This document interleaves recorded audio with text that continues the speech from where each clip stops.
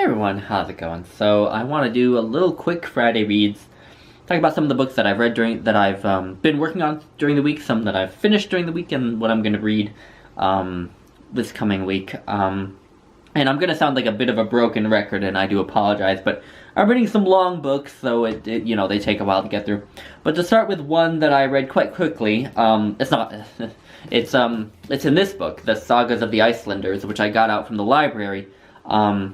Although, I actually ordered on Amazon my own copy of this volume. It's a Penguin Deluxe edition of just a ton of the Sagas of the Icelanders. Because the Saga has been really getting me into the Sagas of the Icelanders, and to reading more Norse literature and stuff like that. So I'm going to be getting my own copy of this, and I ordered it with an Amazon gift card that I got for my birthday, because today is actually my birthday, so yeah, cheers. But yeah, so I read this week the Saga of the Greenlanders, which is the second of the Vineland sagas. So we read the Saga of Eric the Red for the first week of Saga Long, and Sagas of the Greenlanders wasn't in the Saga Long. I sort of wish we had included it now, because it tells much the same story as the Saga of Eric the Red. They're both about Viking expeditions to the Americas.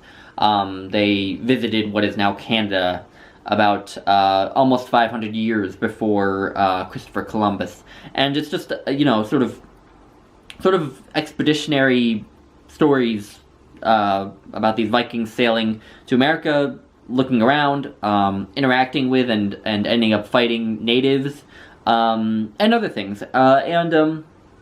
The Saga of Eric the Red is very fragmentary and difficult to follow. I was a bit disappointed by it as a story. The Saga of the Greenlanders is much more coherent. It's much more of an actual narrative. The characters still don't have that much personality, but they at least sort of seem a bit more human because they have actual dialogue, and because there are just some more like human moments in it. Like there's a point where Gudrid, a woman, is despondent because her husband has just died, and she needs to be comforted, and just little moments like that just added a bit more human warmth to the characters, at least, even if they aren't that fleshed out. So I liked the Saga of the Greenlanders more than the Saga of Eric the Red. But yeah, anyway, so I like that, and I'm going to be working on, I've already also read the Saga of Gunnlaug, or in this book it's called the Saga of Gunnlaug Serpent-tongue. And I'm not going to talk about it much here, because I'm going to be making a video about it for Saga Long, but I really enjoyed that one a lot more than the Saga of Eric the Red. I really liked it, and I'll be enthusing about it in my Saga Long video, so I'm gonna move on from there. The other book I finished was American Epic, The Story of the American Indian. So this is an ethno-history, as the authors call it, of Native American cultures and civilizations. It talks about a lot of civilizations that are now extinct, some that were still alive still around when Europeans came, it just went through their cultures, some of their history and stuff like that. And it also went through their history after the arrival of Europeans, and that whole tragic fiasco. And I have mixed feelings about this book, very mixed feelings. I'm gonna be making a whole video about it, so I'm not gonna go into detail. But I felt like the authors were too generous to the Indian boarding schools that came about in the 20th century, which basically were a way to exterminate the cultures of Native Americans, and were really horrible to the students. So I'm going to talk about that more in my video, and but yeah, so I have mixed feelings about this book, because I liked learning about the cultures, but the way that they handle the Indian boarding school system, it troubled me, I guess. So yeah, there's that. And then what I'm going to be reading this weekend, this is when I'm going to sound like a broken record. History of the Peloponnesian War by Thucydides. I'm now 220 pages in. Still on track to get it done by the end of the month. I'm still liking it. Sort of settling in, I guess. It's turned into more of just a straightforward chronicle of each year of the war, the campaigns that happened and things of that sort. With certain points that are more interesting than others. There are points in the story where it's just, and then the Athenians attacked this town, and this happened, and this battle happened, and then the Spartans sailed around here and tried to attack here, etc., etc. Okay, the cat is being naughty. So I'm gonna force her to come into the video. Hi. Yeah.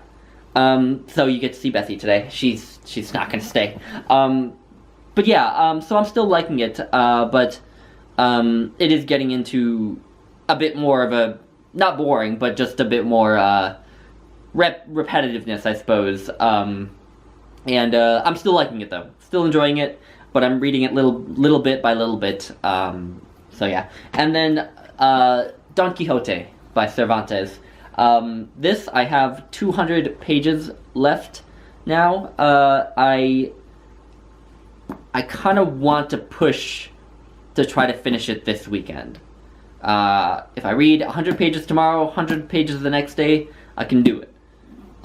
Because I have mixed feelings about this book too. So I don't think I can do a whole video about it because I read part 1 months ago, so it's not really fresh in my mind.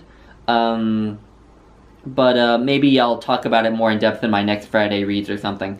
But I want to get it read soon, just because it's a book that I'm having a hard time with, and I'm liking parts of, and other parts of it I'm finding really tedious. But I'm starting to see its importance in, the canon, the Western canon, and I'm starting to see why Don Quixote and Sancho Panza really are such compelling characters. So, yeah, but at the same time, this book can be really tedious. So, I don't know, that's why I have mixed feelings, because I'm starting to see why it's a great work of literature, but also at the same time, I'm not necessarily enjoying the day-to-day reading of it anymore because of that, necessarily. And if I could just nail it out this weekend, I think that would allow me, 1, to spend the rest of the month reading books that I do enjoy, and 2, have this classic, this monumental classic just under my belt. So anyway, yeah. So that's my Friday reads. I haven't read much poetry this week, unfortunately, and yeah, I don't know if I'm gonna force it. So anyway, I'm just gonna hang out. It's my birthday. I have some beers in the fridge. Although don't worry, I'm not gonna sit around getting plastered all by myself. Anyway, I will talk to you all tomorrow. Bye now.